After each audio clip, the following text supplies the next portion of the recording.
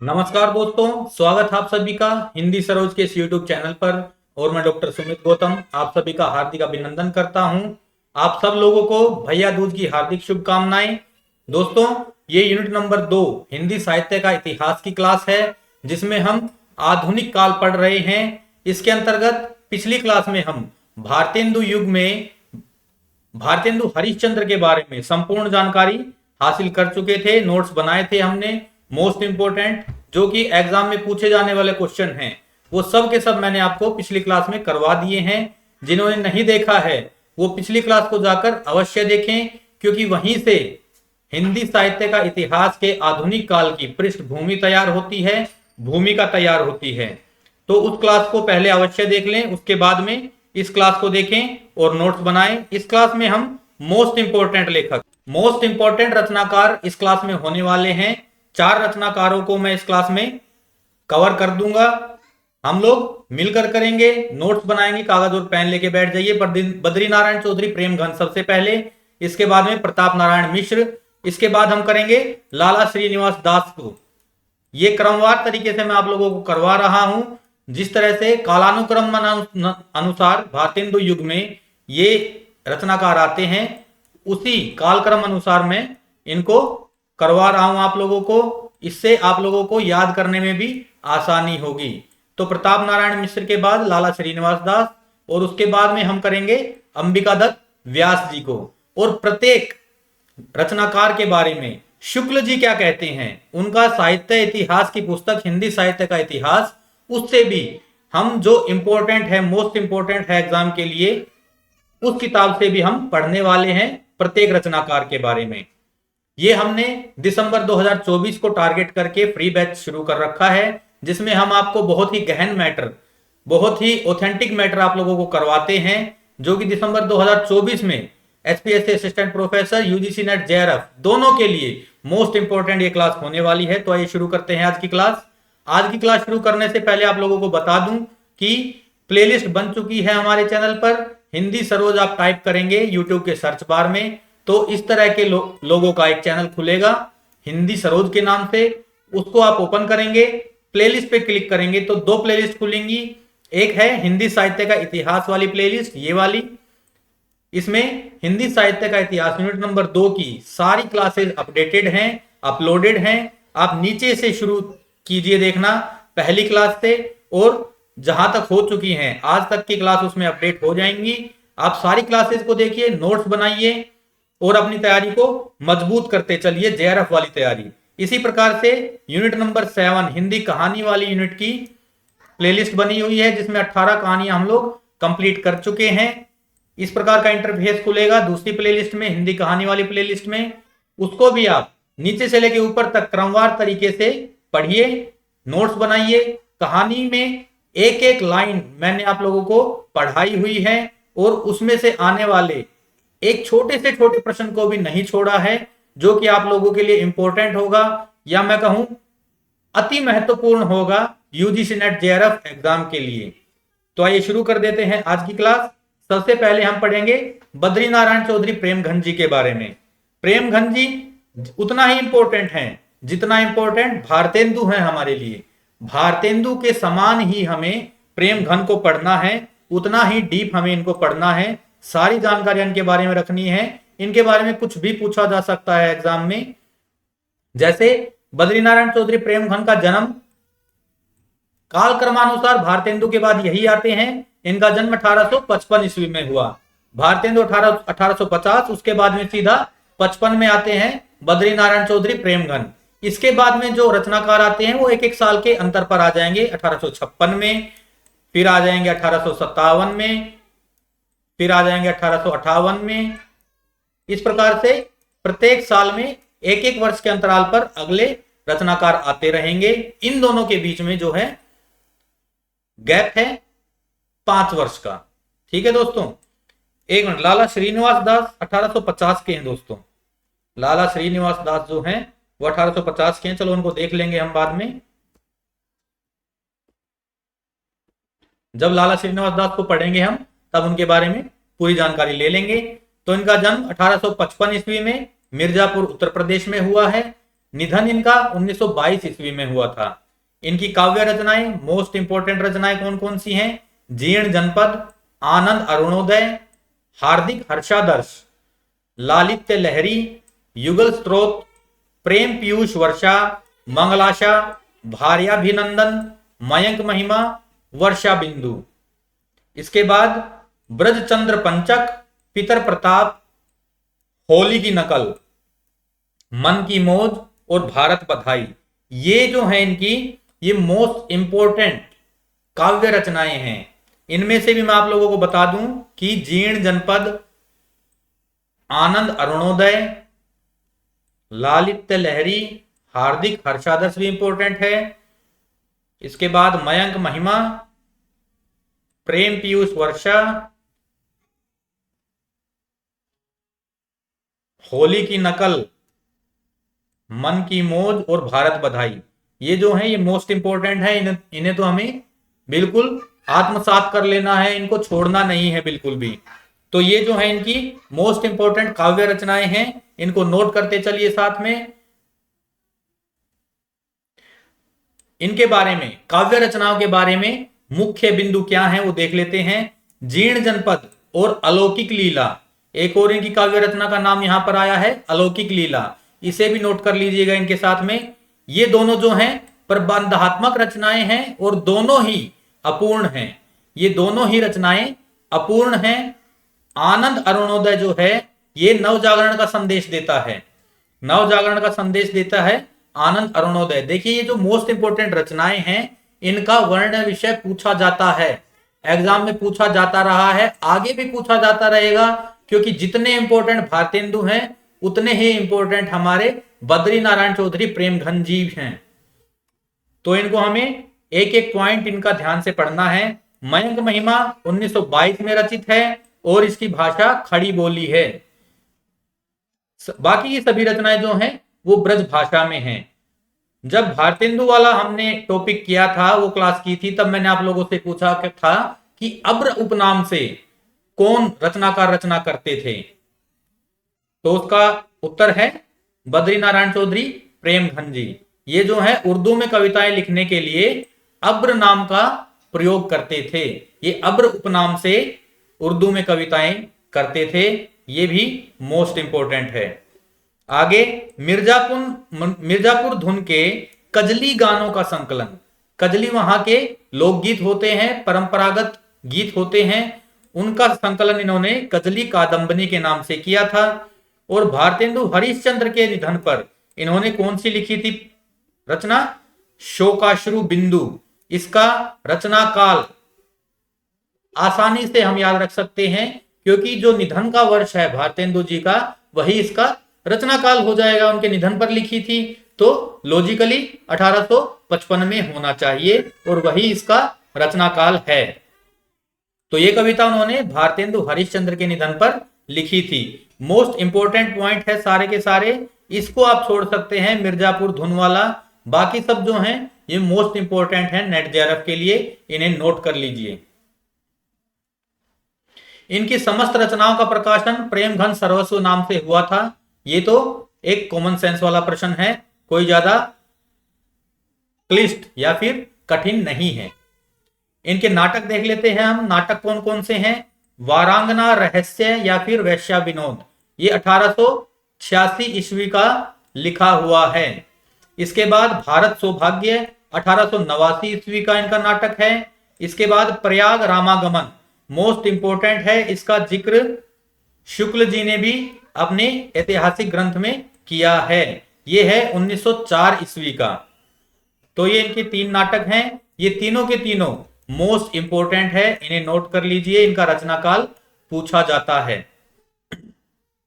आगे इनके संपादित पत्र देख लेते हैं। 2 पत्रों का संपादन किया था और ये भी नेट जेआरएफ में पूछा जा चुका है। ये पीवाईक्यू है कि नागरी नीरद जो पत्र है उसका आप काल बताइए। काल बताइए क्या अर्थ है कि वो साप्ताहिक था या मासिक था या त्रैमासिक था या दैनिक था, इस प्रकार से पूछा जाता है। तो नागरी नीरद जो है वो साप्ताहिक पत्र था और ये 1893 ईस्वी से प्रकाशित शुरू हुआ था। इसका प्रकाशन कब शुरू हुआ था? 1893 ईस्वी से। इससे पहले आनंद कादम्बनी का प्रकाशन वो करते थे और ये मासिक पत्र होता था। 1881 ईस्वी से इसका प्रकाशन शुरू हो गया था और ये दोनों पत्र जो हैं ये अपने होम टाउन मिर्जापुर से प्रकाशित करवाते थे। तो इनका प्रकाशन का स्थान बहुत ज्यादा कठिन नहीं होगा याद करने के लिए। जो इनका होम टाउन है मिर्जापुर, वहीं से ये इसे प्रकाशित करवाते थे। बहुत इंपॉर्टेंट है। वारांगना रहस्य के बारे में, भारत सौभाग्य के बारे में हम जब शुक्ल जी के अनुसार पढ़ेंगे इनको हिंदी साहित्य का इतिहास ग्रंथ से, तब इनके बारे में मैं पूरा बताऊंगा कि इनका वर्ण विषय क्या है। और ये इनके बारे में हिंदी साहित्य का इतिहास जो कि रामचंद्र शुक्ल जी की पुस्तक है, उस पुस्तक से मैं आप लोगों के लिए लेके आया हूं। बद्रीनारायण चौधरी प्रेम घन के बारे में शुक्ल जी की क्या मान्यताएं हैं, ये हिंदी साहित्य का इतिहास, हिंदी साहित्य का इतिहास शुक्ल जी की पुस्तक से पढ़ेंगे हम। जो मोस्ट इंपोर्टेंट है वो मैं हाईलाइट करके लाया हूं और उन्हीं को हमें देखना है। अगर पूरा पूरा पढ़ने लग गए तो फिर बहुत लंबी क्लास हो जाएगी, 2 घंटे की क्लास हो जाएगी और आप लोग फिर बोर हो जाओगे। इसीलिए जितना मोस्ट इंपोर्टेंट है वही लिखिए, समय भी कम है एग्जाम के लिए अभी। उपाध्याय पंडित बद्रीनारायण चौधरी, इस प्रकार से लिखा है शुक्ल जी ने। प्रेम घन इनके हेडिंग में नहीं लिखा है। इनका जन्म मिर्जापुर में ब्राह्मण वंश वर्ष में हुआ। ये इनके बारे में लिखा हुआ है, इनके जन्म के बारे में। ये इंपॉर्टेंट है। इनके बारे में ये कथन आता है कि किस रचनाकार की हर एक बात से रईसी टपकती थी, तो उत्तर हो जाएगा बद्रीनारायण चौधरी प्रेम घन। या फिर ये पंक्ति दे देंगे, उनकी हर एक बात से रईसी टपकती थी, बातचीत का ढंग उनका बहुत ही निराला और अनूठा था। ये कथन किसका है और किसके बारे में है, इस प्रकार से पूछा जाएगा। तो आचार्य शुक्ल जी ने कहा है और प्रेम घन जी के बारे में कहा है, यही हमारा सही उत्तर होगा। इसे नोट करते चलिए। कभी कभी बहुत ही सुंदर वक्रतापूर्ण वाक्य उनके मुंह से निकलते थे। वे भारतेंदु के घनिष्ठ मित्रों में थे और वेश भी उन्हीं का सा रखते थे। शुक्ल जी के अनुसार वेश, भारतेंदु जैसा वेश अन्य कौन से रचनाकार रखते थे, तो बद्रीनारायण चौधरी प्रेम घन। आगे, कभी कभी ऐसे पेचीले मजमून बांधते थे कि पाठक एक एक डेढ़ कालम के लंबे वाक्य में उलझा रह जाता था। इस प्रकार से वो अनुप्रासपूर्ण लेख लिखते थे कि एक एक कॉलम में एक एक डेढ़ घंटा पाठक को लग जाता था। वो इतना खो जाता था उसमें कि उसको पढ़ता ही रहता था। और ये वाला कथन इंपॉर्टेंट है, पूछा जा सकता है कि किसके बारे में है ये कथन। भारतेंदु के वे घनिष्ठ मित्र थे, पर लिखने में उनके उतावलेपन की शिकायत अक्सर किया करते थे। भारतेंदु के उतावलेपन की वो शिकायत करते थे। क्या कहते थे? भारतेंदु हरिश्चंद्र अपनी उमंग में जो कुछ लिख जाते थे, उसे यदि एक बार और देखकर परिमार्जित कर लिया करते तो वह और भी सुडोल और सुंदर हो जाता। उनका कहने का अर्थ ये था कि बहुत ही उतावलेपन में वो लिखते थे भारतेंदु जी, और अगर वो इतने उतावलेपन में लिखकर उन्हें इतना जल्दी प्रकाशित ना करते और एक बार फिर से उसको देख लेते, उसको भाषा को परिमार्जित कर लेते, तो उनका जो लेख होता था, उनकी जो रचना होती थी, वो और भी सुडोल और सुंदर हो सकती थी। यानी कि उनकी लेखनी में और भी सुधार हो सकता था। इस प्रकार से कहते हैं प्रेम घन जी। तो ये वाला कथन देके पूछा जा सकता है कि ये कथन किसने कहा है, और हम फिर कंफ्यूज हो जाएंगे। हम देखेंगे हिंदी साहित्य का इतिहास के आलोचकों की तरफ हम देखने लग जाएंगे कि भाई रामविलास शर्मा जी का तो नहीं है, कहीं नगेंद्र जी का तो नहीं है, लेकिन उसमें प्रेम घन ऑप्शन होगा और उस तरफ हमारा ध्यान जाएगा नहीं। तो ये वाला जो कथन है ये प्रेम घन जी का है, मोस्ट इंपोर्टेंट है भारतेंदु के बारे में, नोट कर लीजिए इसको। आगे, दोनों दलों की दलादली में दलपति का विचार भी दलदल में फंसा रहा। ये उन्होंने कांग्रेस का जब बंटवारा हो गया, जब दो धड़ों में कांग्रेस बट गई, तब उन्होंने उन दोनों दलों के बारे में लिखा है। भारतेंदु जी के कहने पर उन्होंने एक लेख लिखा था और उस लेख में उन्होंने इस प्रकार से दोनों दलों के बारे में लिखा। भाषा अनुप्रासमयी और चुहचुहाती हुई होने पर भी उनका पद विन्यास अर्थ के आडंबर के रूप में नहीं होता था। बहुत इंपॉर्टेंट लाइन है ये। भारत सौभाग्य के बारे में क्या लिखते हैं? भारत सौभाग्य कांग्रेस के अवसर पर खेले जाने के लिए सन 1888 में लिखा गया था। यह नाटक विलक्षण है। किस लिए लिखा गया था, कब लिखा गया था? ये कांग्रेस के अवसर पर नाटक जो खेले जाते थे, नाटक किए जाते थे, जैसे कांग्रेस का कोई अधिवेशन है, उनका कोई प्रोग्राम है, अधिवेशन नहीं, कोई प्रोग्राम है उनका, और उसमें नाटक उन्होंने खिलवाया है, तो वहां पर कांग्रेस के प्रोग्राम के लिए यह नाटक खेला गया था और 1888 में यह नाटक रचा गया। यह प्रश्न आ सकता है किस प्रकार से कि भारत सौभाग्य का वर्ण विषय क्या है, या फिर यह किस अवसर पर इसका रचना की गई। आगे देख लेते हैं। इस नाटक के आरंभ में क्या है? दृश्यों में लक्ष्मी, सरस्वती और सरस्वती जो हैं वो और दुर्गा जी भारत से प्रस्थान कर जाती हैं। तो भारतेंदु का ये जो कथन है, पै धन विदेश चली जात है, यह अति ख्वारी, ये हमने भारतेंदु जी की पंक्तियां पढ़ी थी। इन पंक्तियों से भी कहीं ऊंचे दर्जे का ये नाटक प्रतीत होता है, ऐसा लिख रहे हैं हमारे शुक्ल जी। आगे प्रयाग रामागमन नाटक है। इसमें क्या है, इसका वर्ण विषय क्या है?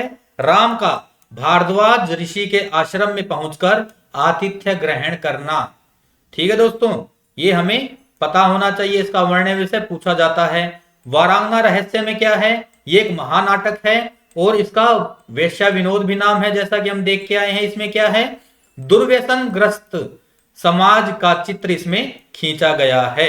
ठीक है दोस्तों, दुर्व्यसन ग्रस्त समाज का चित्र इसमें खींचा गया है और उन्होंने 1943 से ही उठाया था ये बेड़ा कि दुर्व्यसन से हमें समाज को दूर करना है, और इसीलिए उन्होंने इस नाटक की रचना की थी। तो इनके तीनों नाटकों का जो है वर्ण विषय और किस कारण लिखे गए, ये हमने देख लिया है। ये मोस्ट इंपोर्टेंट है, इनका पूछा जाता रहा है एग्जाम में। आगे देखते हैं अब हम प्रताप नारायण मिश्र जी के बारे में। इनका भी ये वाला प्रश्न आ चुका है कि प्रताप नारायण मिश्र का जन्म किस गांव में हुआ था, गांव का नाम पूछा गया है। तो इनका जन्म स्थान भी हमें भारतेंदु काल के जितने भी, भारतेंदु युग के जितने भी रचनाकार हैं, इनका जन्म स्थान हमें याद रखना है। प्रताप नारायण मिश्र जी का पूछा जा सकता है, तो अंबिकादत्त व्यास का क्यों नहीं पूछा जा सकता है? उसका भी पूछा जा सकता है। तो हमें एक एक पॉइंट याद रखना है दोस्तों। जितने भी पॉइंट मैं आप लोगों को दिखा रहा हूं, पढ़ा रहा हूं, बोल बोल के नोट करवा रहा हूं, सारे के सारे मोस्ट इंपोर्टेंट मान के चलिएगा। इनका जन्म 1856 ईस्वी में बैजेगांव, उन्नाव, उत्तर प्रदेश में हुआ था और इनका निधन 1899 ईस्वी में हुआ। इनकी काव्य रचनाएं प्रेम पुष्पावली, मन की लहर, दंगल खंड, लोकोक्ति शतक, तृप्यंताम, रसखान शतक, श्रृंगार विलास, बुढ़ापा, प्रताप संग्रह, ब्रैडला का स्वागत, प्रताप लहरी, नवरात्रि के पद, हिंदी की हिमायत और दीवाने, ये जो है इनके मोस्ट इंपोर्टेंट काव्य रचनाएं हैं।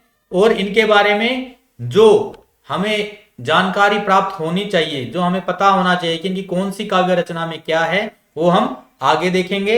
अभी आप इनके नाम खाली नोट कीजिए और मोस्ट इंपोर्टेंट मैं आप लोगों को बता देता हूं कौन कौन से हैं।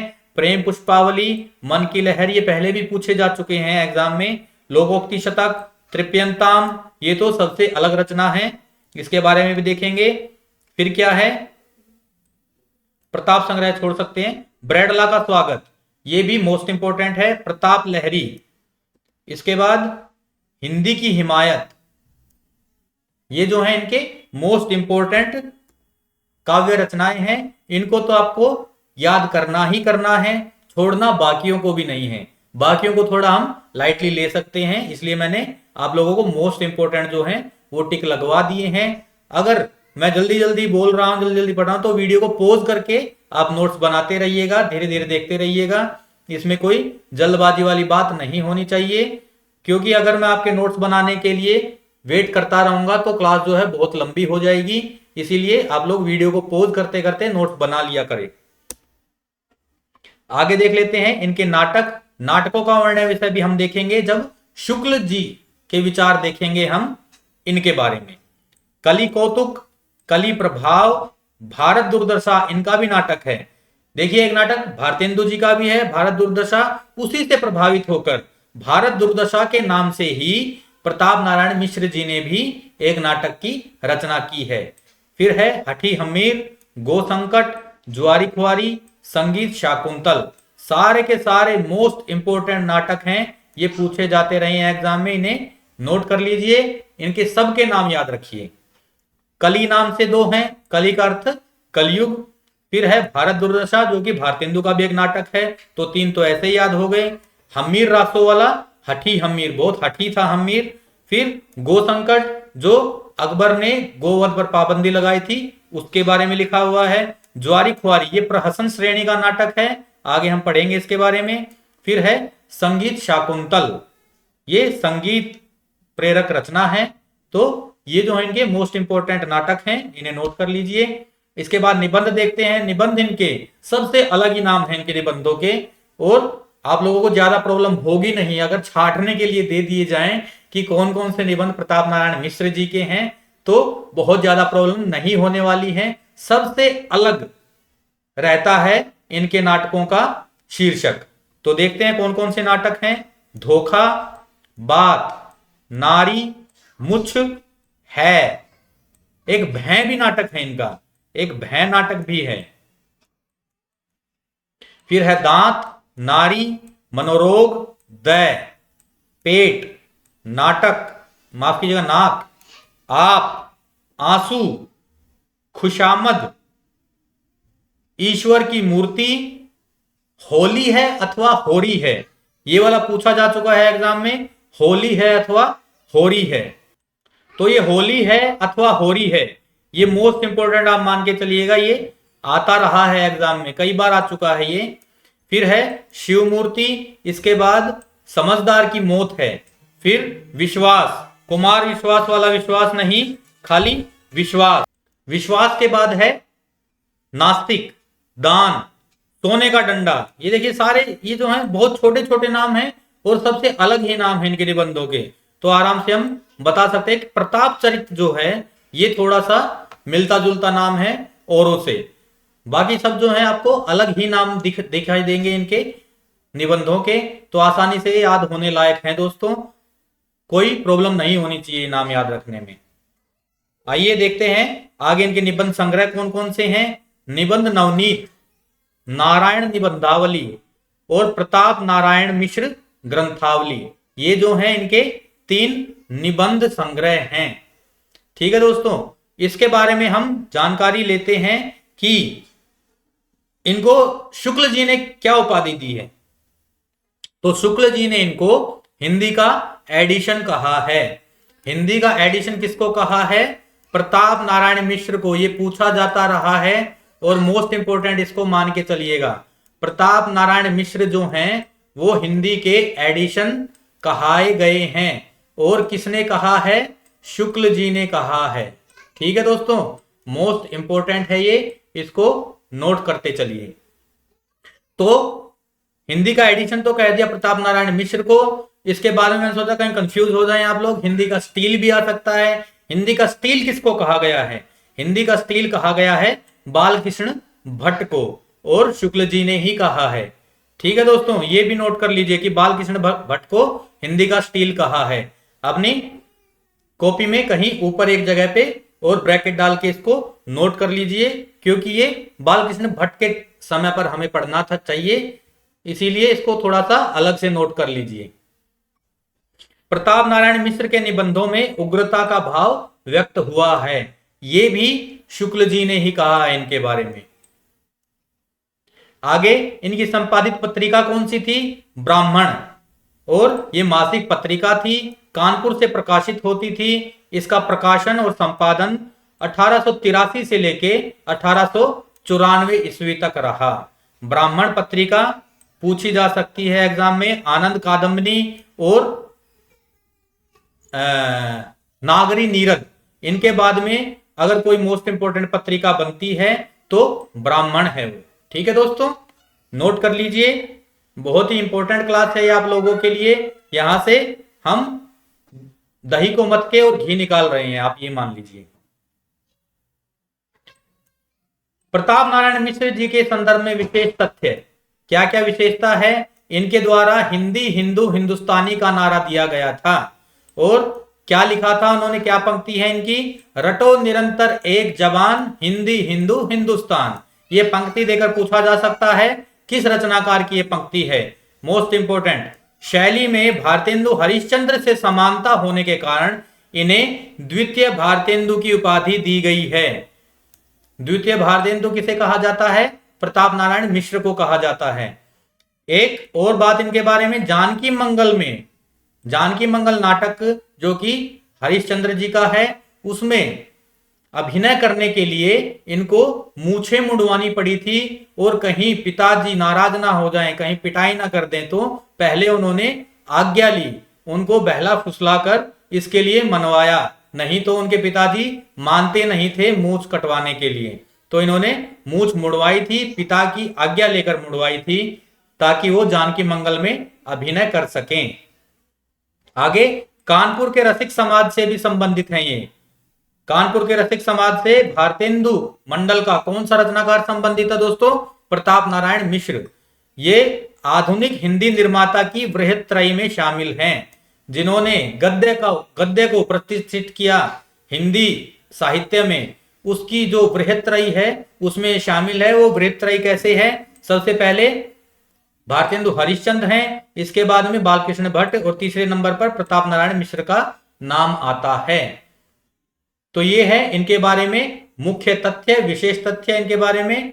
आगे देखते हैं हम इनकी जो इंपॉर्टेंट रचनाएं हैं उनके बारे में विशेषताएं क्या हैं। ब्रैडला का स्वागत जो है वो राजभक्ति से संबंधित रचना है। ये एक अंग्रेज अधिकारी थे ब्रैडला, जिनके स्वागत में इन्होंने ये रचना लिखी थी। त्रेपयंताम में क्या है? देवी देवताओं की स्तुति के साथ साथ भारत की दयनीय स्थिति का चित्रण है।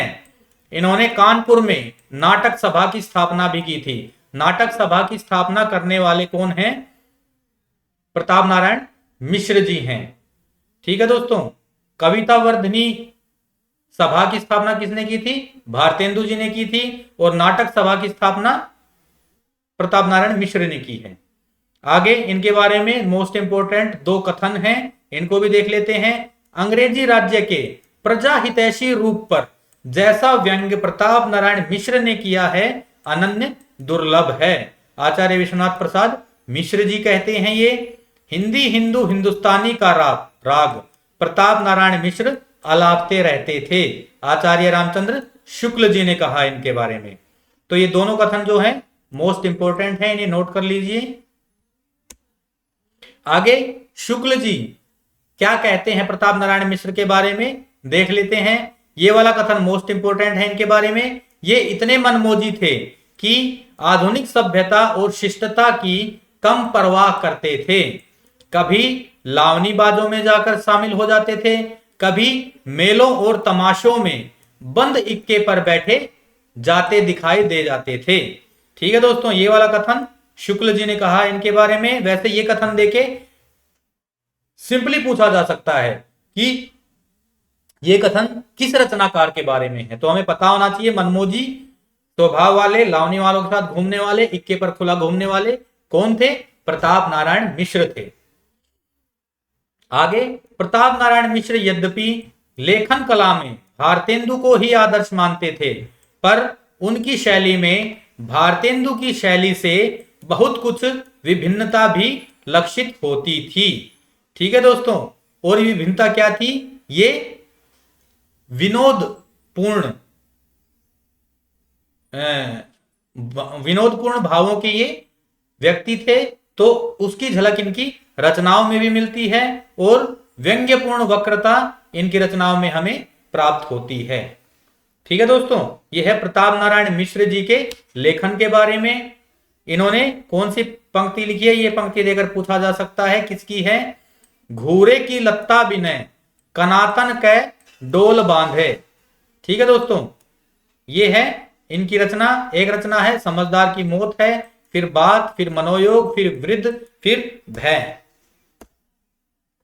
कहां है इनके शीर्षक, शीर्षक के बारे में जो बताया था, क्या इनके शीर्षक जो हैं वो अलग प्रकार के ही होते हैं, जैसे घोरे के लत्ता बिने, कनातन का डोल बाध है, समझदार की मौत है, बात, मनोयोग, वृद्ध, भय। इस प्रकार की इनकी रचनाएं हैं। रचनाएं हम पढ़ के आ चुके हैं ऑलरेडी। तो उसमें घोरे के लत्ता बिने और कनातन का डोल बांध है, ये वाले और ऐड कर लीजिएगा। मोस्ट इंपोर्टेंट ये रचनाएं हो सकती हैं। आगे, सबते भले हैं मूड जिन्हें न व्यापे जगत गति। ये समझदार की मौत है रचना से एक पंक्ति है और इसमें क्या कह रहे हैं प्रताप नारायण जी कि सबसे भले तो मूर्ख लोग हैं, मूड लोग हैं, जिन्हें जगत में क्या चल रहा है, जगत की क्या गति है, इससे कुछ लेना देना ही नहीं है। उनको कोई टेंशन नहीं रहती है, बस खाया पिया मौज किया। ये कहना चाह रहे हैं प्रताप नारायण मिश्र जी। ये पंक्ति इंपॉर्टेंट है।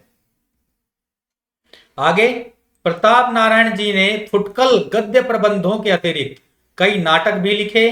कली कौतुक रूपक में पाखंडियों और दुराचारियों का चित्र खींचकर उनसे सावधान रहने का संकेत किया गया है। ये हो गया वर्ण विषय कली कौतुक का। इसके बाद में संगीत शाकुंतल, ये है लावनी के ढंग पर गाने योग्य खड़ी बोली में पद्यबद्ध शकुंतला नाटक है। ये शकुंतला नाटक का पद्य रूपांतरण ही मान के चलिए, लावनी छंद में ये लिखा गया है और ये एक गेय नाटक हो सकता है।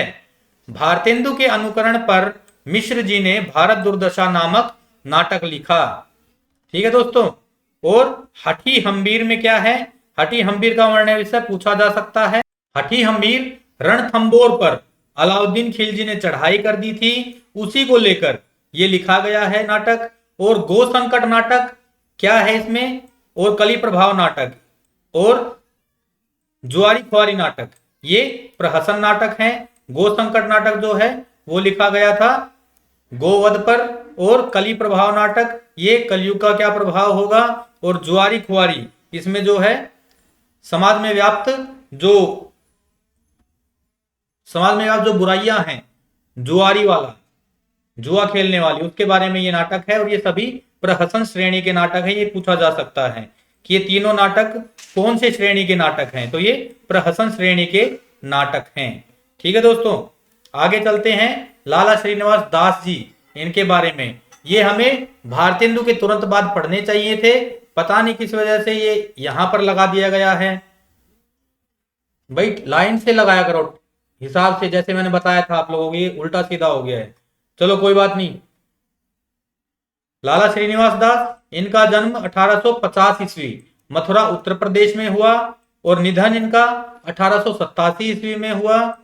उपन्यास कौन कौन से हैं, परीक्षा गुरु इनका मोस्ट इंपोर्टेंट उपन्यास है ये 1882 ईस्वी में, और इसको पहला मौलिक उपन्यास माना है आचार्य शुक्ल जी ने। इनके नाटक देख लेते हैं कौन कौन से हैं। रणधीर प्रेम मोहिनी, नाम से ही पता चल रहा है, रणधीर है नायक है जो, और प्रेम मोहिनी नायिका है, और इन्हीं के प्रेम कहानी है। ये दुखांत नाटक कहा जाता है। ठीक है दोस्तों, इसका रचना काल कौन सा है, 1878 ईस्वी, और नगेंद्र के अनुसार 1877 ईस्वी। इसका सर्वमान्य मत ही याद रखिए, सर्वमान्य मत जो है वो 1878 ईस्वी है। विजेंद्र स्नातक इसे हिंदी का प्रथम मौलिक नाटक मानते हैं। इसमें है क्या, पाटन के राजकुमार रणधीर और सूरत की राजकुमारी प्रेम मोहिनी की कथा वर्णित है, और ये हिंदी का पहला दुखांत नाटक भी है दोस्तों। ये नाटक इसी कारण से इंपॉर्टेंट है। क्यों इंपॉर्टेंट है, क्योंकि ये पहला दुखांत नाटक माना जाता है। विजेंद्र स्नातक इसे हिंदी का पहला मौलिक नाटक मानते हैं, और ये पहला दुखांत नाटक है।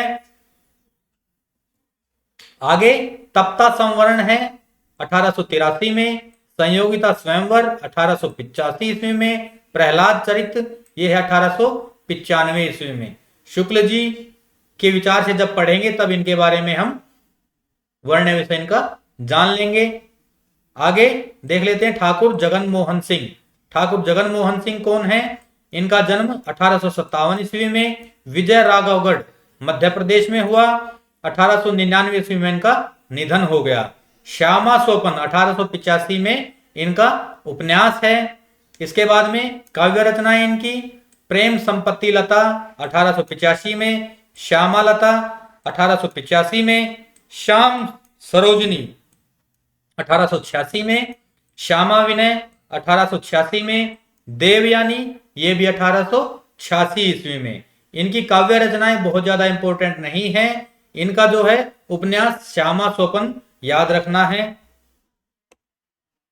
इनकी अनुदित रचनाएं कौन कौन सी हैं? ऋतु संहार, मेघदूतम और कुमार संभवम, ये तीनों जो हैं ये कालिदास की मूल रचनाओं का हिंदी अनुवाद है। शीलन का कैदी ये वाला मोस्ट इंपोर्टेंट है कि शीलन का कैदी बायरन की रचना है, एक अंग्रेजी रचना है। कौन सी है? प्रिजनर ऑफ शीलन, इसका हिंदी अनुवाद है ये। तो ये जो है मोस्ट इंपोर्टेंट हो जाता है। एक अंग्रेजी रचना बायरन ने लिखी, प्रिजनर ऑफ शीलन का हिंदी अनुवाद शीलन का कैदी नाम से किया गया है। आगे देख लेते हैं लाला श्रीनिवास दास के बारे में क्या कहते हैं शुक्ल जी। लाला श्रीनिवास दास के पिता लाला मंगलीलाल मथुरा के प्रसिद्ध सेठ लक्ष्मी चंद के मुनीम या फिर मैनेजर थे जो दिल्ली में रहा करते थे। और वहीं श्रीनिवास दास जी का जन्म हुआ 1907 ईस्वी में और उनकी मृत्यु 1944 ईस्वी में। ये ठीक नहीं है, 1850 ईस्वी में हुआ था इनका जन्म। ठीक है दोस्तों, 1850 ईस्वी है, हमें सर्वमान्य मत से चलना है, इसके हिसाब से नहीं चलना है हमें। इनके नाटकों के बारे में, इसी के लिए मैंने इनको रखा था, इनके बारे में जानना था हमें। इनका जन्म काल और निधन काल जो है वो सर्वमान्य मत 1850 है, वही हमें याद रखना है। प्रहलाद चरित्र इनका नाटक है, क्या है? इसमें 11 दृश्य हैं, बड़ा नाटक है ये, और उसके संवाद जो है वो अति रोचक हैं। भाषा अच्छी नहीं है, संवाद अति रोचक नहीं है।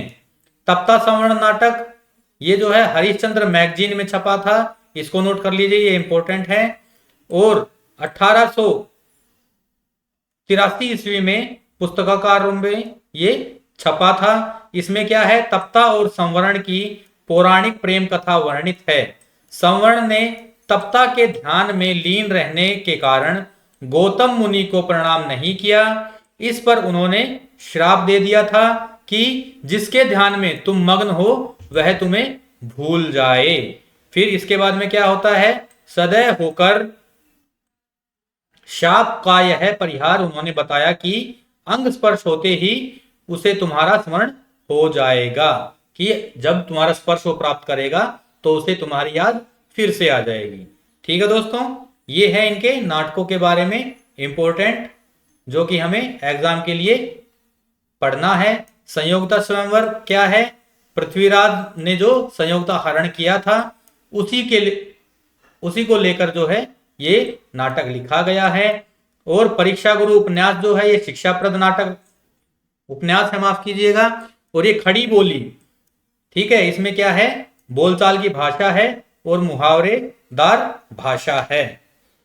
इनकी भाषा के बारे में ये कथन मुझे इंपॉर्टेंट लगा, उनकी भाषा संयत और साफ सुथरी तथा रचना बहुत कुछ सोदेश्य होती थी। ये जो है ये इनके लिए एक इंपॉर्टेंट कथन है। और बाकी कोई ज्यादा इनकी रचनाओं का नाम याद रख लीजिएगा, इसके अलावा कोई ज्यादा इनके बारे में याद रखने की आवश्यकता नहीं है। लाला श्रीनिवास दास ये भारतेंदु के जन्म वर्ष में ही पैदा हुए थे, 1850 में ही। ठीक है दोस्तों, और इनकी भाषा के बारे में एक कथन है और इनकी रचनाओं के नाम याद रख लीजिएगा, इतना मोर देन सफिशिएंट है इनके बारे में। अभी देख लेते हैं हम अंबिका दत्त व्यास। इनका जन्म 1858 ईस्वी काशी उत्तर प्रदेश में हुआ और निधन इनका 1900 ईस्वी में हो गया। इनके उपनाम क्या क्या थे? सुकवि, भारतेंदु ने इनको ये उपाधि दी थी, सुकवि की उपाधि। अभिनव बाण भट्ट, दशावधान, घटिका शतक, ये इनके उपनाम पूछे जाते रहे हैं एग्जाम में, इसलिए मोस्ट इंपोर्टेंट हो जाते हैं। काव्य रचनाएं इनकी क्या क्या है? पावस पचासा, सुकवि सत्सई, हो होरी, बिहारी विहार, जटिल वणिक। ये जो है ये रीतिकाल जैसी रचनाएं हैं। कौन कौन सी? पावस पचासा, सुकवि सत्सई, बिहारी विहार। ठीक है, इनमें कुछ कुछ आप लोगों को रीतिकाल जैसा ही प्रतीत होगा, उसी काल की ये रचनाएं प्रतीत होंगी। बिहारी विहार में जो है वो बिहारी जी की सत्सई जो थी, बिहारी सत्सई, उससे ही रिलेटेड ये एक रचना है इनकी। ठीक है दोस्तों, और जटिल वणिक जो है ये राजभक्ति संबंधित रचना है। तो इनकी हो होरी ये मोस्ट इंपोर्टेंट है। सुकवि सत्सई ये पता चल जाएगा, सुकवि की उपाधि इन्हीं को दी गई थी। और जटिल वणिक ये इनकी 3 इंपोर्टेंट रचनाएं हैं, इन्हें याद कर लीजिएगा, इन्हें नोट कर लीजिए। फिर देखते हैं निबंध इनके क्या क्या हैं। तो धैर्य, छाया, एक है ग्रामवास और एक है नगरवास, ये इनके इंपोर्टेंट निबंध हैं। इनके निबंध संग्रह कौन कौन से हैं? एक ही है, साहित्य नवनीत 1899 ईस्वी में। संपादन इन्होंने किया था पीयूष प्रवाह का, जो कि मासिक पत्रिका थी और काशी से प्रकाशित होती थी। ठीक है दोस्तों, तो इनके बारे में शुक्ल जी की क्या मान्यताएं हैं, शुक्ल जी क्या कहते हैं इनके बारे में देख लेते हैं। क्या कहते हैं वो? ये संस्कृत के प्रतिभाशाली विद्वान। अच्छा, इनका ये जो जन्म है दोस्तों ये संवत में दिया हुआ है, माफ कीजिएगा मैंने ध्यान नहीं दिया था। इनका विक्रमी संवत में ये दिया हुआ है इनका जन्म काल, और हमने पढ़ा है ईस्वी सन में, इसलिए मुझे थोड़ा डाउट हुआ कि कैसे हो सकता है ये। तो ये बराबर ही है, 57 वर्ष अगर हम माइनस कर रहे हैं तो वही आ रहा है। ठीक है दोस्तों, ये संवत में दिया हुआ है, इसलिए माफ कीजिएगा थोड़ा सा कंफ्यूजन हो गया था। ये संस्कृत के प्रतिभाशाली विद्वान, हिंदी के अच्छे कवि और सनातन धर्म के बड़े उत्साही उपदेशक थे। हिंदी सनातन धर्म के उपदेशक कौन थे? अंबिका दत्त व्यास। इसे नोट कर लीजिए, इस प्रकार का प्रश्न इस बार बन सकता है। अवतार मीमांसा जो है इनकी रचना है, ये धर्म संबंधी पुस्तक है। पुरानी चाल की कविता, देखिए जैसे मैंने बताया कि रीतिकाल जैसी आप लोगों को वो लगेंगी रचनाएं। पावस पचासा, ठीक है, सुकवि सत्सई, बिहारी विहार, ये जो हैं ये रीतिकाल जैसी पुरानी चाल वाली कविताएं होती हैं। लेकिन इसके अतिरिक्त इन्होंने गद्य काव्य मीमांसा एक रचना लिखी है, जो कि ये भी पुरानी चाल की कविता में आती है। ठीक है दोस्तों, और इन्होंने जो है उन्होंने और इन्होंने के जगह पर इनने और उनने जैसे शब्दों का इस्तेमाल किया है। कृष्ण लीला को लेकर इन्होंने ब्रज भाषा में ललिता नाटिका लिखी थी।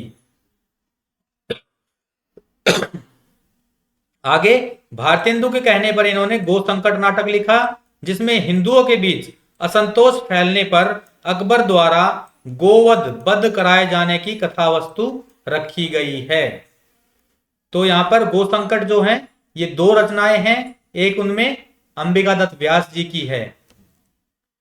यहां पर हमारी आज की क्लास समाप्त होती है दोस्तों। कैसी लगी आपकी क्लास? कमेंट में अवश्य लिखिएगा। बहुत गहराई से मैंने आप लोगों को इन चारों के बारे में, 5 के बारे में करवा दिया, बल्कि 5 हो गए हैं आज हमारे रचनाकार। इनसे बाहर कुछ नहीं आने वाला है। जितना मैंने इन लोगों के बारे में पढ़ाया, इन रचनाकारों के बारे में जितना मैंने आप लोगों को बता दिया, इससे बाहर प्रश्न नहीं आने वाला है। इसलिए निश्चिंत होकर इन्हीं नोट से तैयारी कर लें, तो आप लोग जेआरएफ की तैयारी आप लोगों की हो जाएगी। ठीक है दोस्तों, कैसी लगी आप लोगों को क्लास कमेंट में अवश्य लिखिएगा। चैनल को दोस्तों सब्सक्राइब अवश्य कीजिए, वीडियो को पूरी देखा कीजिए, ताकि क्लास का पूरा निचोड़ जो है आप लोगों को मिल सके, आप लोग अपने नोट्स पूरे पूरे बना सकें। नहीं तो अध जल गगरी छलकत जाए वाली बात हो जाएगी। ठीक है दोस्तों, तो मेरे आग्रह को एक बार फिर से सुन लीजिए कि अपनी तैयारी को निरंतर जारी रखिए, उसके बीच में बाधा न आने दें। अधिकतर जो है वो हम सोचते हैं कि जब फॉर्म भरे जाएंगे तभी तैयारी शुरू करेंगे, लेकिन वो वाली सोच ठीक नहीं है, उसमें हमारी तैयारी अधूरी रह जाती है। इसीलिए दोस्तों अभी से तैयारी जमकर कीजिए।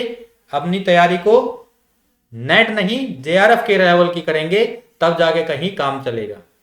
तो देखते रहिए हिंदी सरोज, ऐसे ही प्यार बनाते रहिए, सब्सक्राइब करते रहिए चैनल को, वीडियोस को लाइक कीजिए और अपने जो भी डाउट्स हैं वो कमेंट में लिखकर मुझे भेज दीजिए, आपको अवश्य ही उसका जवाब मिलेगा। मिलते हैं दोस्तों अगली क्लास में, जो कि यूनिट नंबर 7 हिंदी कहानी वाली होने वाली है। तब तक के लिए जय हिंद, जय भारत।